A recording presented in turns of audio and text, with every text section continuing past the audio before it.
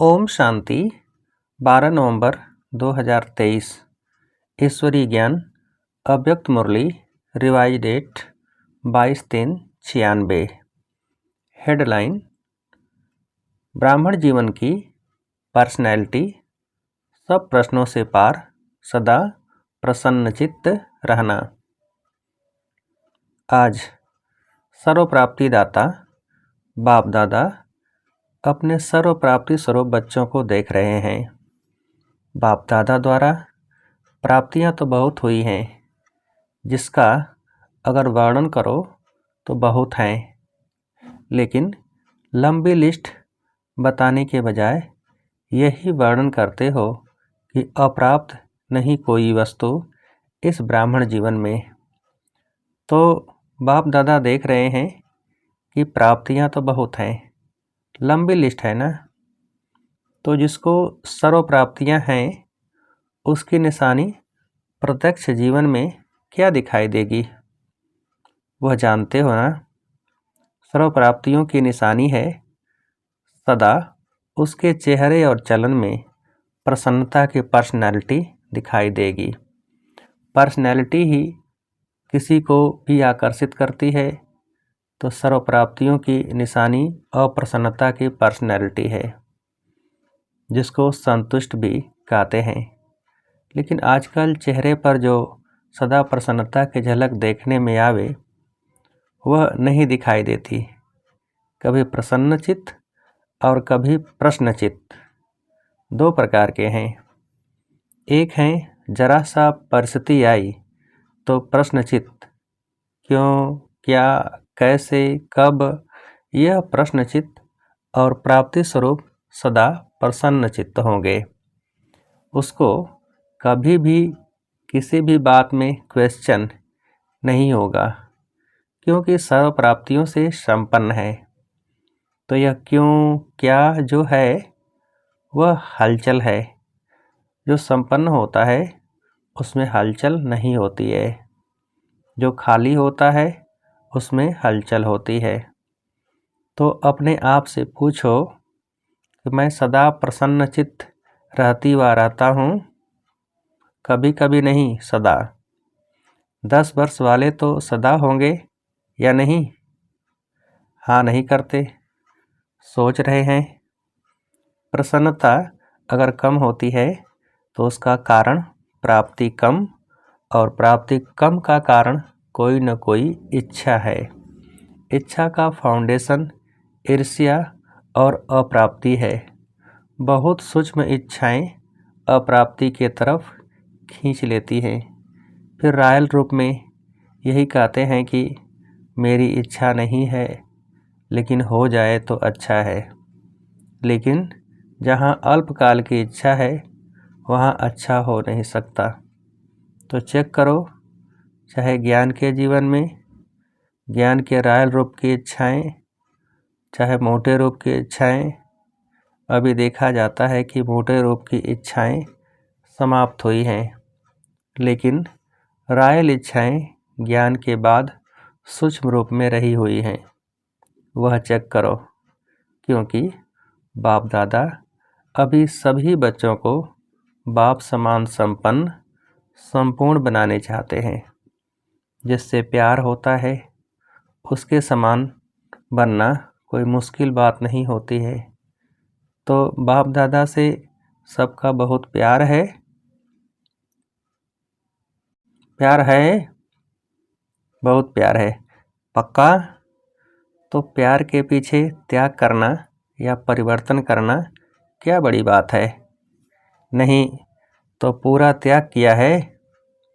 तो बाप कहता है जो बाप चाहता है वह किया है, सदा किया है। कभी कभी से काम नहीं चलेगा। सदा का राज्य भाग्य प्राप्त करना है या कभी कभी का? सदा का चाहिए ना। तो सदा प्रसन्नता और कोई भी भाव चेहरे पर व चलन में दिखाई नहीं दे। कभी कभी कहते हैं ना, आज बहन जी या भाई जी का मूड और है। आप भी कहते हो आज मेरा मूड और है। तो इसको क्या कहेंगे? सदा प्रसन्नता हुई?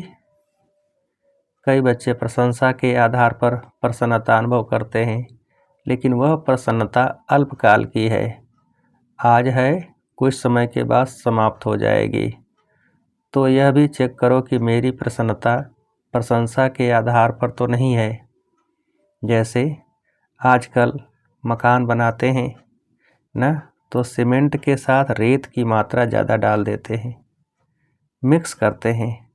तो यह भी ऐसा ही है, जो फाउंडेशन मिक्स है, यथार्थ नहीं है, तो जरा सा परिस्थिति का तूफान आता है तो वह किसी प्रकार की हलचल होती है तो प्रसन्नता को समाप्त कर देती है।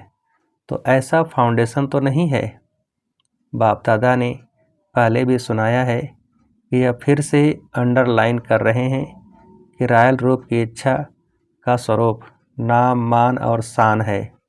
आधार सर्विस का लेते हैं, सर्विस में नाम हो, लेकिन जो नाम के पीछे सेवा करते हैं उनका नाम अल्पकाल के लिए तो हो जाता है कि बहुत अच्छा सर्विसेबल है, बहुत अच्छा आकर्षण करने वाले हैं, लेकिन नाम के आधार पर सेवा करने वाले का ऊंच पद में नाम पीछे हो जाता है, क्योंकि कच्चा फल खा लिया, पका ही नहीं। तो पक्का फल कहाँ खाएंगे? कच्चा खा लिया, अभी अभी सेवा की, अभी अभी नाम पाया, तो यह कच्चा फल है। यह इच्छा रखी कि सेवा तो मैंने बहुत की, सबसे ज़्यादा सेवा के निमित्त मैं हूँ, ये नाम के आधार पर सेवा हुई, इसे कहेंगे कच्चा फल खाने वाले। तो कच्चे फल में ताकत होती है क्या? वह सेवा की तो सेवा के रिजल्ट में मेरे को मान मिलना चाहिए। यह मान नहीं है, लेकिन अभिमान है। जहाँ अभिमान है वहाँ प्रसन्नता रह नहीं सकती। सबसे बड़ा शान बाप दादा के दिल में शान प्राप्त करो। आत्माओं के दिल में अगर शान मिल भी गया तो आत्मा स्वयं ही लेने वाली है। मास्टर दाता है, दाता नहीं। तो शान चाहिए तो सदा बाप दादा के दिल में अपना शान प्राप्त करो। ये सब रायल इच्छाएं प्राप्ति स्वरूप बनने नहीं देती हैं। इसलिए प्रसन्नता की पर्सनैलिटी सदा चेहरे और चलन में दिखाई नहीं देती है। किसी भी परिस्थिति में प्रसन्नता की मूड परिवर्तन होती है तो सदा काल की प्रसन्नता नहीं कहेंगे। ब्राह्मण जीवन की मूड सदा चीयरफुल और केयरफुल। मूड बदलना नहीं चाहिए। फिर रॉयल रूप में कहते हैं आज मुझे बड़ी एकांत चाहिए। क्यों चाहिए? क्योंकि सेवा व परिवार से किनारा करना चाहते हैं और कहते हैं शांति चाहिए, एकांत चाहिए। आज मूड मेरा ऐसा है, तो मूड नहीं बदली करो। कारण कुछ भी हो, लेकिन आप कारण को निवारण करने वाले हो, ये कारण में आने वाले हो, निवारण करने वाले। ठेका क्या लिया है? कॉन्ट्रैक्टर हो ना, तो क्या कॉन्ट्रैक्ट लिया है कि प्रकृति की मूड भी चेंज करेंगे। प्रकृति को भी चेंज करना है ना, तो प्रकृति को परिवर्तन करने वाले अपने मूड को नहीं परिवर्तन कर सकते। मूड चेंज होती है कि नहीं? कभी कभी होती है। फिर कहेंगे सागर के किनारे पर जाकर बैठते हैं, ज्ञान सागर नहीं, स्थूल सागर। फॉरेनर्स ऐसे करते हैं ना, या कहेंगे आज पता नहीं अकेला अकेला लगता है। तो बाप का कंबाइंड रूप कहाँ गया? अलग कर दिया। कंबाइंड से अकेले हो गए। क्या इसी को प्यार कहा जाता है? तो किसी भी प्रकार का मूड एक होता है, मूड ऑफ, वह है बड़ी बात। लेकिन मूड परिवर्तन होना यह भी ठीक नहीं। मूड ऑफ वाले तो बहुत भिन्न भिन्न प्रकार के खेल दिखाते हैं।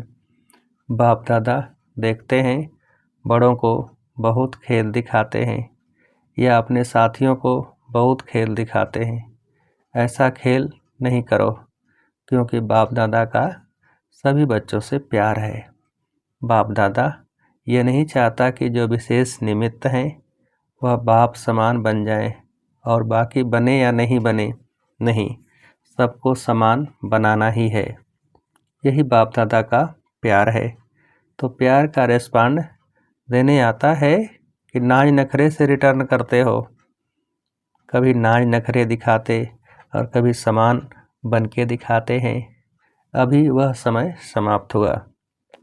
अभी डायमंड जुबली मना रहे हो ना, तो 60 साल के बाद वैसे भी वानप्रस्थ शुरू होता है। तो अभी छोटे बच्चे नहीं हो, अभी वानप्रस्थ अर्थात सब कुछ जानने वाले अनुभवी आत्माएं हो। नॉलेजफुल हो, पावरफुल हो, सक्सेसफुल हो। जैसे सदा नॉलेजफुल हो, ऐसे पावरफुल और सक्सेसफुल भी हो ना। कभी कभी सक्सेसफुल क्यों नहीं होते, उसका कारण क्या है? वैसे सफलता आप सबका जन्मसिद्ध अधिकार है। कहते हो ना, सिर्फ कहते हो या मानते भी हो? तो क्यों नहीं सफलता होती है? कारण क्या है? जब अपना जन्मसिद्ध अधिकार है तो अधिकार प्राप्त होने में, अनुभव होने में कमी क्यों? कारण क्या? बाप दादा ने देखा है, मेजॉरिटी अपने कमज़ोर संकल्प पहले ही इमर्ज करते हैं। पता नहीं होगा, नहीं होगा। तो यह अपना ही कमज़ोर संकल्प प्रसन्नचित्त नहीं, लेकिन प्रश्नचित्त बनाता है। होगा, नहीं होगा, क्या होगा, पता नहीं। यह संकल्प दीवार बन जाती है और सफलता उस दीवार के अंदर छिप जाती है। निश्चय बुद्धि विजयी, यह आपका स्लोगन है। जब यह स्लोगन अभी का है, भविष्य का नहीं है, वर्तमान का है, तो सदा प्रसन्नचित्त रहना चाहिए या प्रश्नचित्त। तो माया अपने ही कमज़ोर संकल्प की जाल बिछा लेती है और अपने ही जाल में फंस जाते हो। विजयी हैं ही, इससे इस कमज़ोर जाल को समाप्त करो। फंसो नहीं, लेकिन समाप्त करो। समाप्त करने की शक्ति है। धीरे धीरे नहीं करो, फट से सेकंड में इस जाल को बढ़ने नहीं दो। अगर इस बार भी इस जाल में फंस गए तो निकलना बहुत मुश्किल है। विजय मेरा बर्थराइट है, सफलता मेरा बर्थराइट है। यह बर्थराइट परमात्मा बर्थराइट है, इसको कोई छीन नहीं सकता। ऐसा निश्चय बुद्धि सदा प्रसन्नचित्त, सहज और स्वतः रहेगा। मेहनत करने की भी ज़रूरत नहीं। असफलता का दूसरा कारण क्या है? आप लोग दूसरों को भी कहते हो कि समय, संकल्प, संपत्ति सब सफल करो। तो सफल करना अर्थात सफलता पाना। सफल करना ही सफलता का आधार है। अगर सफलता नहीं मिलती तो ज़रूर कोई न कोई खजाने को सफल नहीं किया है, तब सफलता नहीं मिली। खजानों की लिस्ट तो जानते हो ना, तो चेक करो कौन सा खजाना सफल नहीं किया, व्यर्थ गंवाया, तो स्वतः ही सफलता प्राप्त हो जाएगी। यह वर्षा भी है तो वरदान भी है। सफल करो और सफलता पाओ। तो सफल करना आता है कि नहीं? तो सफलता मिलती है। सफल करना है बीज और सफलता है फल। अगर बीज अच्छा है तो फल नहीं मिले, यह हो नहीं सकता। सफल करने के बीज में कुछ कमी है, तब सफलता का फल नहीं मिलता। तो क्या करना है? सदा प्रसन्नता की पर्सनैलिटी में रहो। प्रसन्न चित्त रहने से बहुत अच्छे अनुभव करेंगे। वैसे भी कोई को प्रसन्न चित्त देखते हो तो कितना अच्छा लगता है। उसके संग में रहना, उसके साथ बात करना, बैठना कितना अच्छा लगता है। और कोई भी प्रभावित वाला, प्रसन्न चित्त वाला आ जाए तो तंग हो जाएंगे। तो यह लक्ष्य रखो, क्या बनना है? प्रश्नचित्त नहीं, प्रसन्न चित्त। आज सीजन का लास्ट दिन है, तो लास्ट में क्या किया जाता है? कोई यज्ञ भी रचते हैं तो लास्ट में क्या करते हैं? स्वाहा करते हैं। तो आप क्या करेंगे? प्रश्नचित्त को स्वाहा करो। यह क्यों होता है? यह क्या होता है? नहीं, नॉलेजफुल हो ना, तो क्यों क्या नहीं। तो आज से यह व्यर्थ प्रश्न स्वाहा। आपका भी टाइम बचेगा और दूसरों का भी टाइम बचेगा। दादियों का भी टाइम इसमें जाता है। यह क्यों, यह क्या, यह कैसे। तो यह समय बचाओ, अपना भी और दूसरों का भी। बचत का खाता जमा करो, फिर 21 जन्म आराम से खाओ, पियो, मौज करो। वहाँ जमा नहीं करना पड़ेगा। तो स्वाहा किया कि सोचेंगे? सोचना है, भले सोच लो। अपने से पूछ लो, यह कैसे होगा, यह कर सकेंगे या नहीं। यह 1 मिनट में सोच लो, पक्का काम कर लो। अपने से जितने भी प्रश्न पूछने हो वह 1 मिनट में पूछ लो। पूछ लिया? स्वाहा भी कर लिया या सिर्फ प्रश्न पूछ लिया? आगे के लिए प्रश्न खत्म किया? हाँ जी। ऐसे ही नहीं हाँ कर लेना। जब बहुत काल का अनुभव है कि प्रश्नचित्त अर्थात परेशान होना और परेशान करना अच्छी तरह से अनुभव है ना, तो अपने निश्चय और जन्मसिद्ध अधिकार की शान में रहो तो परेशान नहीं होंगे। जब इस शान से परे होते हो तभी परेशान होते हो। समझा? अच्छी तरह से समझा कि अभी कहेंगे हाँ समझा और फॉरेन में जाएंगे तो कहेंगे मुश्किल है, ऐसे तो नहीं। अच्छा, 1 सेकंड में अशरीरी बनना यह पक्का है। अभी अभी विस्तार, अभी अभी सार में समा जाओ। बाप दादा ने ड्रिल कराई। इस अभ्यास को सदा साथ रखना। चारों ओर के सर्व प्रश्न चित्त से परिवर्तन होने वाले, सदा प्रसन्न चित्त के पर्सनैलिटी वाले श्रेष्ठ आत्माएं, सदा अपने विजय और जन्मसिद्ध अधिकार के स्मृति में रहने वाले स्मृति स्वरूप विशेष आत्माएं, सदा सफल करने में सहज सफलता का अनुभव करने वाले बाप के समीप आत्माओं को बाप दादा का याद प्यार और नमस्ते। हम रूहानी बच्चों की रूहानी बाप को नमस्ते। जो डबल विदेश के चारों ओर के 10 वर्ष वाले बच्चे हैं, उन्हों को विशेष मुबारक और याद प्यार। दादियों से बाप दादा को आप परिवार के सिरताज निमित्त आत्माओं के लिए सदा जीते रहो, उड़ते रहो और उड़ाते रहो, यह संकल्प सदा रहता है। अपने योग की तपस्या के शक्ति से शरीरों को चला तो रहे हो, लेकिन आपसे ज़्यादा बाप दादा को ओना रहता है। इसलिए समय प्रमाण फास्ट चक्कर नहीं लगाओ, आराम से जाओ और आओ, क्योंकि दुनिया की परिस्थितियाँ भी फास्ट बदल रही हैं। इसलिए सेवा की बाप दादा मना नहीं करते हैं, लेकिन बैलेंस। सभी के प्राण आपके शरीरों में हैं। तन ठीक है तो सेवा भी अच्छी होती जाएगी। इसलिए सेवा खूब करो, लेकिन ज़्यादा धक्का नहीं लगाओ, थोड़ा धक्का लगाओ। ज़्यादा धक्का लगाने से क्या होता है? बैटरी स्लो हो जाती है। इसलिए बैलेंस अभी से रखना आवश्यक है। ऐसे नहीं सोचो यह वर्ष तो कर लें, दूसरा वर्ष पता नहीं क्या है। नहीं, जीना है और उड़ाना है। अभी तो आपका पार्ट है ना, तो अपने पार्ट को समझकर धक्का लगाओ, लेकिन बैलेंस में धक्का लगाओ। ठीक है, फास्ट नहीं बनाओ। 2 दिन यहाँ है तो तीसरे दिन वहाँ है नहीं। अभी वह टाइम नहीं है। जब ऐसा टाइम आएगा तो एक दिन में 4-4 स्थान पर भी जाना पड़ेगा, लेकिन अभी नहीं। अच्छा, वरदान।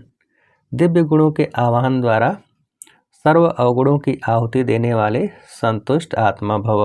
विस्तार। जैसे दीपावली पर विशेष सफाई और कमाई का ध्यान रखते हैं, ऐसे आप भी सब प्रकार के सफाई और कमाई का लक्ष्य रख संतुष्ट आत्मा बनो। संतुष्टता द्वारा ही सर्व दिव्य गुणों का आवाहन कर सकेंगे। फिर अवगुणों की आहुति स्वतः हो जाएगी। अंदर जो कमजोरियाँ, कमियाँ, निर्बलता, कोमलता रही हुई है, उन्हें समाप्त कर अब नया खाता शुरू करो और नए संस्कारों के नए वस्त्र धारण कर सच्ची दीपावली मनाओ। स्लोगन। बाप के आज्ञाकारी होकर रहो तो गुप्त दुआएं समय पर मदद करती रहेंगी। बाप के आज्ञाकारी होकर रहो तो गुप्त दुआएं समय पर मदद करती रहेंगी। अच्छा, ओम शांति।